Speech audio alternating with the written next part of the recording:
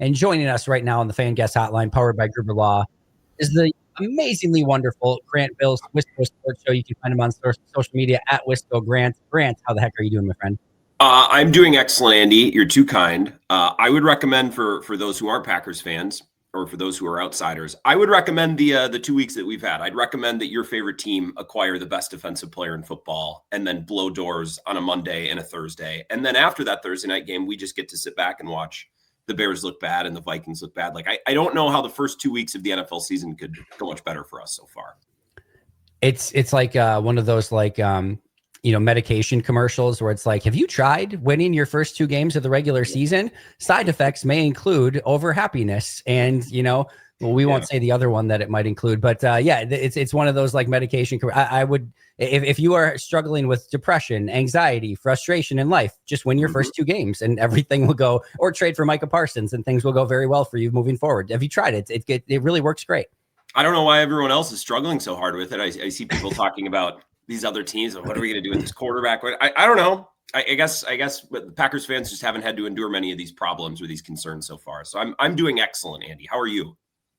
I'm great. I have a Chicago Bears fan who is by far and away having an existential crisis, who is a friend of mine. And he's just like, we had a long talk the other day, and basically the crux of the conversation is like, over like 30 years now, we have had 2 entirely different NFL experiences. He's like, you wake up every single Sunday getting to enjoy football, basically like at least competing every week. Maybe there's going to be some disappointments, but you get to watch Brett Favre, you get to watch Aaron Rodgers, now Jordan Love, you get to watch Charles Woodson, Reggie White, Micah Parsons. He's like, every once in a while, like we'll have a season that's like, oh, this is kind of fun. Like this we're actually competing this year. And then that ends in like a, Caleb Haney interception to BJ Raji, to you, of course, to the Green Bay Packers, of course, or, we lose in the Super Bowl to Peyton Manning and the Colts.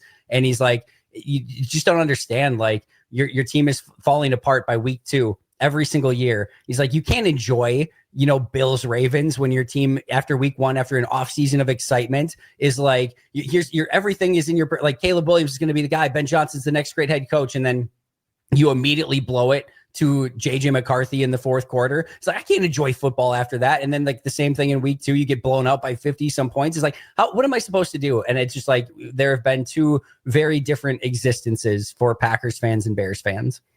Well, it's funny, last week, so week 1 is probably the better example of this after they beat the Lions, but a good gauge of how well your team is doing and the place that your fan base is in is if you sit up straight and maybe even give a couple of extra volume notches to the Toyota halftime show on Sunday Night Football. If you're like, oh yeah, I want to see this actually. Yep, I'm going to turn this up. Like, that's how you know things are going well for your team, instead of I'm going to go to the bathroom, I'm going to go get some food. Oh, no. We're going to watch the Toyota halftime show, and we might actually even turn it up a little bit louder. That's how you know that things are going well for your team. And that's been the case for the Packers through 2 games at least. And, we can talk about what comes next or, whether or not they're going to get out over their skis. But through 2 weeks, it's been pretty perfect. The halftime show, turning over to NFL Network for the highlights after Sunday Night Football is done, in the morning, maybe Good Morning Football or one of these shows is a little bit turned up as well. So or you're just, tuning into the Pack a Day podcast a little bit more, the Wisco Sports Show a little bit more as well. Like those are always good things to do as well. But no, it's a very good time to be a Packers fan. Grant, and these, I always just like to ask first and give you kind of the floor. What have been your takeaways of this 2-0 start? You can go in any direction that you want, but what's kind of just, marinating in your mind right now? Well, I think it's the defense, not because the offense has been horrible. I think the offense has room to grow. We had a guest from Sumer Sports on our show yesterday, on our midday show, who talked about the Packers offense. And really the one place that they've gotten hung up is in some of those complex run schemes that Matt LaFleur loves. And 2 replacement offensive linemen and probably defenses that have keyed on the run game has probably played a big role in that, right? Other than that, on offense, they've been pretty terrific. They've held up in pass protection. Really, it's just been that inability to get the running game going. So the offense has been bad. But I'm thinking most about the defense. And Andy, I was thinking about this morning before hopping on with you. How many times have we come into a Packers season? You probably understand this better than anybody.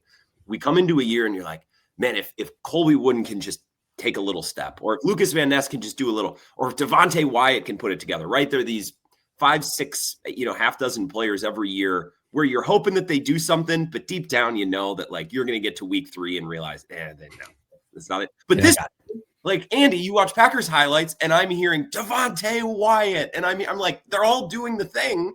And I think it's because those players have like, I think Devontae Wyatt's good. I think Wooden's good. And I think Van Ness, even though he hasn't been like this, this burgeoning star as a top 15 pick, is good. I think those players have worked and improved, but you add Micah Parsons into the mix and it just changes everything. So it's been an absolute blast to watch Micah Parsons, and it still doesn't feel real. But I think what strikes me most is the effect that he's having on other players. And we're seeing all these young kind of secondary players pop in a way that you always hope to see, but let's be real, you never really do. This year is different, and that's been really fun. I think just in a 2-year period of time, when you add Micah Parsons to the defensive line, and he can be the one that's great, everyone else along that line can be good, and it feels good because you already have your guy. That's amazing. At linebacker, when you add Edgerrin Cooper and he can be great, all of a sudden Quay Walker being good feels good. You don't need him to be great. It looks great that he's doing well. And when you add Xavier McKinney to the secondary, it doesn't matter maybe that some of the other guys aren't great. He's great. You have a great safety. You have a great player in that secondary. So it doesn't maybe matter that nobody else is great because you already have that great guy in the secondary. So when you add 3, to me, all pro or, caliber players at each level, defensive line, linebacker, safety, now all of a sudden it just lifts everything else up around them. And I do feel like all 3 of those players are really not just great themselves, but they do lift the play of everyone around them as well. And I just think we're seeing that. And again, credit to the coaches, credit to the individual players like Wyatt, Van Ness, Evan Williams, etc., Javon Bullard, Keyshawn Nixon. But when you do add those players, it just, I think, lessens the expectation a little bit. It kind of gives you a different lens to view them through. And it just gives them a lot of easier matchups and just better situations because you have 3 great players on all 3 levels of the defense. I think we're seeing these huge acquisitions by Brian Gutekunst really, really pay off. And I think all those players on defense were good. Like, I think they had a lot of good players on defense. It's not like some people reacted, mostly outside of Packers fandom, but some people, reacted when Micah Parsons was acquired. It's like, that's a lot to give up for one guy. It would be, and it still is. The contract is huge, but a player that age at his level should be worth it in theory. We'll see. Only time will tell.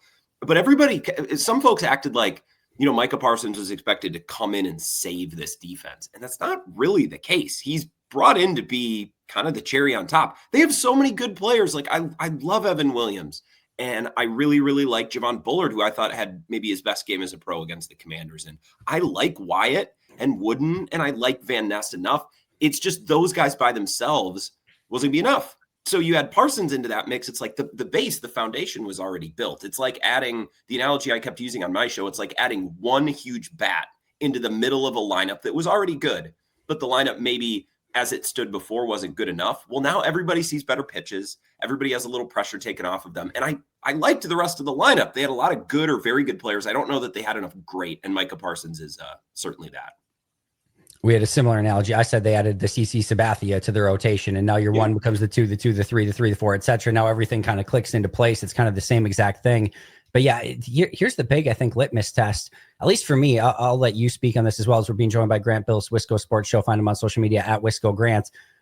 When Micah's out of the game, I'm not like, oh God, all right, Micah's out of the game. Like, buckle up. How is the defense going to survive? It feels a lot cooler and better, and like more big plays kind of seem to happen when Mike is in the game. But the defense has been really good when Micah hasn't been in the game, which has been a sizable amount over the first 2 games combined. And it feels different. I'm not going to say it doesn't feel totally different, or like a little bit different, but I still have a ton of faith in the 11 that are out there, even when it's Carl Brooks or Kingsley Enagbare or Baron Sorrell or who's ever rotating in. I just feel like, yep, they got this. I'm not concerned about it at all. Yeah, and I think that's Jeff Hafley in year 2. That's a part of it as well, or that's the way I read it. You might read it differently, but I remember it might have even been in his introductory press conference. I don't know. Like, you're the same way. You watch all of these press conferences, and all these comments are stuck in your brain somewhere. I don't know exactly when these comments all were made, but I remember Jeff Hafley early on basically being like, my goal for the defense is to get to a point where we're so comfortable and we're so confident in what we're doing that my guys don't have to think. And then they can play even faster and they can hit even harder. And as he said recently, this is an extension, I think, of that original philosophy. Like, guys aren't afraid to make mistakes. they don't slow down, or they don't pull up to avoid missing a tackle because they know there's 2 or 3 teammates behind them ready to pick them up if they don't make a play. And I remember Jeff Hafley very early on in Green Bay kind of preaching that. And it seems like it's now to begin year 2 come full circle. It seems like these guys are very comfortable in his scheme. They're playing faster. They're playing harder. And that's not just Micah Parsons. He's been, again, a nice cherry. He's been a nice final piece to add into that and add at a very high level. But I think Rashawn Gary and Lucas Van Ness and Wooden and Wyatt, who has always kind of flashed when he's been healthy and gotten opportunities, Cooper in year 2, like these guys are so comfortable and so confident in the scheme, which was Hafley's goal all along. They're just flying around at a different pace and hitting at a different level than we've seen from a Packers defense in recent memory. I don't know where this would, compare to the best Packers defenses of the last 10 or 20 years, but it's certainly the most impressive to the eye of the last few seasons for sure. If I were to take the best 2 weeks of any defense over the last, 20, 30 years, this is as impressive, if not more impressive, of a 2-week stretch. Is a small sample size, etc. But it's as good as I've seen a Packers team play defense. Maybe again in my time, that Fritz Shermer, Reggie White defense was pretty dang impressive. Leroy Butler, etc. That probably gets there. There were moments certainly in the Dom Capers, Charles Woodson, Clay Matthews that felt like this as well. But we're talking about, again, 2 Super Bowl caliber defenses in 2010 and 96. This, to me, through 2 weeks, very small sample size, has felt at minimum on par with that level of defense, which is, of course, I think why so many people are really excited about this team moving forward. I got a couple fun ones for you, Grant, as we're being joined again by Grant Bilse, Wisco Sports Show. You can find him on social media at Wisco Grant. All right, first one, which Packer has impressed you the most through 2 weeks so far? Ooh. I suppose it could be any. Would it be weird? Would it be a reach? Would I be overthinking this answer to just say Devontae Wyatt? He looks explosive and he looks fast, and there's something about, again, it's just the eye test watching on television. He's had opportunities to wreck plays up the middle, and he's done it. And the Packers picked up his 5th-year option. They did not pick up Quay Walker's, right? I'm remembering that correctly. We talked about this on my show last night, so I hope I had it correct. Otherwise, I was misleading folks for like an hour. I've been really impressed with him. And, there's other players who have played really well, but I've watched him and said, oh, yeah, there's that first-round pick from that elite Georgia defense that's finally giving them that explosive push up the middle to collapse pockets. So I guess I would say Devontae Wyatt. I'm right there with you. We talked about in the first segment that the players who have taken a leap and a big step in the right direction. And the 2 that we talked about the most were Keyshawn Nixon and Devontae Wyatt, really being the 2 that have really stepped up in a significant way. I think the argument is right there for Devontae Wyatt. On the flip side, though, who's been a Packer that's disappointed you the most through 2 weeks? Well, tough one. It is really tough. I guess maybe, I don't know, maybe Matthew Golden, but that's not his fault.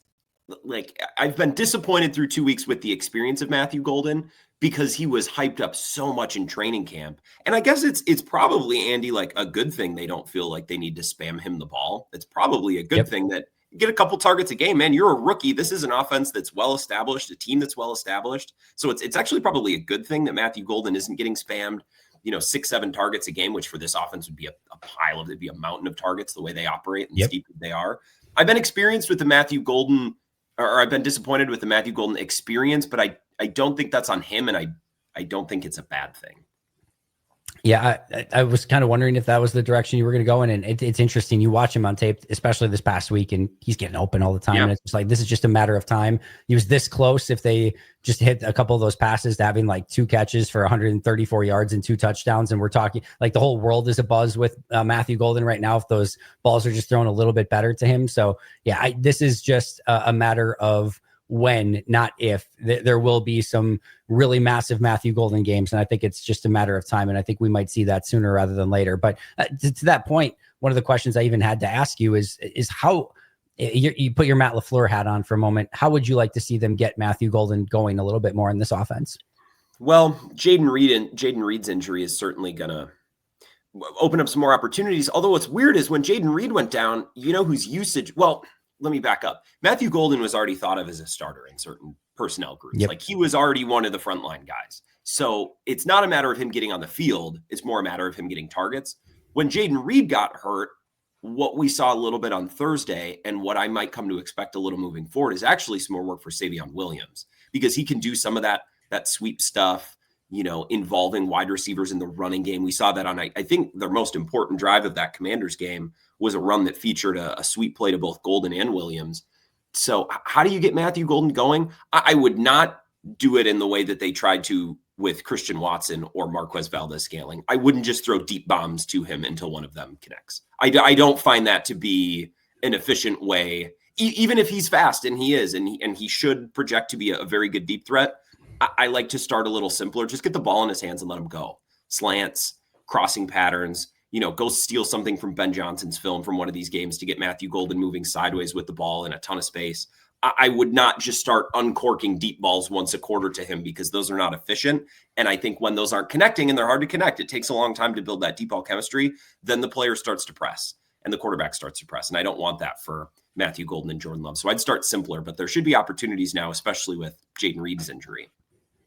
Jaden Reed's slot snaps went from 5 in week 1 to 16 in week 2. So he did see a little bit of an uptick. And certainly I'm sure that the Jaden Reed injury played a pretty big piece of that. So we'll see how they utilize those receivers in week 3. I would expect this is going to be a lot of Dobbs, Wicks, and Golden, with some Savion Williams and Malik Heath kind of scattered in as well. But there should be a ton of opportunity for Matthew Golden here, especially with Jaden Reed's absence coming up in the near future. A couple last things with Grant Bilse, Wisco Sports Show. Find him on social media at Wisco Grant. Packers, Browns, what are you looking for in this one? Domination, selfishly, right? Like, can we get it 3 times in 3 games coming off a mini bye? I guess I would love to see Tom and Banks back out there. Like, that would be, put the game aside, I would love to see their full complement of starting offensive linemen, especially because the 2 who have been absent are the 2 that they paid money to this offseason. Those are 2 of their more important linemen. I would like to see the full complement, and I'd like to see them run the ball, because I know they're capable and I know those concepts work. But again, I'll go back to, we had a guest on from Sumer Sports, Sam Brookhouse, who's really good, and they grade all the plays and they break it down, second by second with their modeling. And they've said really the one thing on this Packers offense that hasn't worked, and I think it's been in part due to those absences on the O-line, is those complex running schemes from Matt LaFleur that feature pre-snap motion and misdirection. And I think that's because Banks and Tom haven't been out there. So what I would love to see, go into Cleveland and just run the cover off the ball and execute those blocks and those schemes at a really, really high level. And yeah, I'd love to see Jordan Love, connect with Matthew Golden and all that stuff. But the running game has kind of been the one part that's been missing. So to go into Cleveland with extra rest and execute that really crisp and clean at a high level, I think that would bring me the most satisfaction on Sunday. Yeah, I'm right there too. I want to see this run game get going. To me, it's like, it's maybe not like the final piece of the equation, but if you get that run game going at a higher level, which we know Josh Jacobs is, it's not like you're going to hold him to 80 yards every single game. He's going to get going at some point. And when that happens, it just feels like, what more do you need? The running game's going. Jordan Love's playing great. The defense is playing amazing. It feels like everything clicks into place. And when you go into a game like the Browns, where like kind of your main things are like, don't turn the ball over and don't let Myles Garrett wreck shop. Well, if you can run the football successfully, it kind of takes care of 2 of those things in one fell swoop. Absolutely. Yeah. And of course, all of the things that we've been seeing, I want to see that continue as well. I would love to see Jordan Love and Matthew Golden have a nice couple little moments. But I think it starts with running the ball. That's their means of controlling this game and neutralizing the biggest threat the Browns can offer in Myles Garrett. You're absolutely right. I feel like this is a game where we could potentially see the defense, who has been dominating through 2 weeks, maybe start to get a few more of those turnovers as well, maybe punching a couple of those balls out, getting a couple picks on Flacco, etc. Sure. That would certainly make things easier for the offense as well. All right, Grant, prediction, Packers, Browns, who do you got? Is the line, what is it, like 10.5, 11.5? I haven't looked. That's what it was for the It was Ravens like 8.5 initially. It was 7.5 that moved to 8.5. Let me get it for you right now per the Potawatomi Sportsbook. It is currently back down to 7.5, believe it or not. Interesting. So I guess that's a huge compliment to the Ravens and their ability to bounce back after losses and to take care of underdogs even on the road. So I'll take the Packers. I wouldn't be surprised if it's a little bit more close than Packers fans would like. That's the nature of the NFL. But I would take the Packers to win in this game, and I would say like 28-14, 28-13, something like that. That would make me very happy. If they're able to run the ball efficiently and cruise to a win like that, I would take that. And then you get ready to go to Dallas at 3-0, a place that you're comfortable going to play, and it's Micah Parsons' return, and it's another great game and another great story. So that would be my prediction, although certainly don't listen to me, but that's the shape that I see. 7.5 feels a little bit low to me, but it is the second greatest the spread of the week. The best is Bills minus 11.5 against the Dolphins on Thursday Night Football. They are tied with the Seattle Seahawks, who are 7.5 point favorites against the New Orleans Saints in that particular game. So it's not college football. 7.5 is a big spread. My frame of reference was the Ravens, and I don't know where it closed last week, but it was like 11 or 10.5. It was, I think it was even higher than that. Yeah, it was pretty high. I'm honestly surprised it's not a little bit higher. And when it got to like 8.5, I was like, I bet it's 8.5, and it moves to 9. And I'm like, that kind of feels right. 7.5 seems a little bit, I don't know, just sketchy. I don't like it. Grant. I would like it to just be like the Vegas feels like it's like a 14-point difference, but we'll see. It is one of those games where it's the first road game.